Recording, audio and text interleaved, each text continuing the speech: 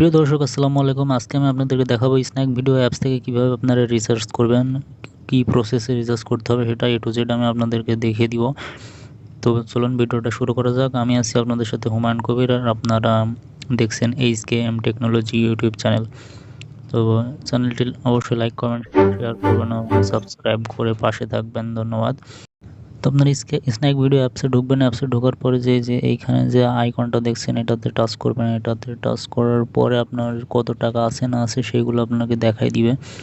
তো সেটা দেখার পরে আপনাকে যে কাজটি করতে হবে, এখানে আসার পরে উপরে ডান পাশে দেখছেন যে টাকার পরিমাণ আছে, এখানে টাচ করবেন। এখানে টাচ করার পরে আপনাকে প্রথমে যে কাজটি করতে হবে সেটি হচ্ছে, আপনি এই যে নিচে দেখতে পাচ্ছেন যে ফোন রিচার্জ, এখান থেকে আপনি কয় টাকা রিচার্জ করতে চাচ্ছেন সেটা সিলেক্ট করবেন। আমি 20 টাকা দিয়ে আপনাদেরকে দেখাচ্ছি। তারপরে নিচে রিচার্জ অপশনে টাচ করবেন।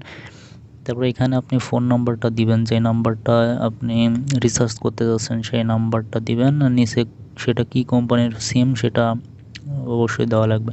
তো প্রথমে নাম্বার দিচ্ছি আমি, সিম দিব হচ্ছে গ্রামীণ ফোন বাংলাদেশ, আর আমি এখন নাম্বারটা দিচ্ছি।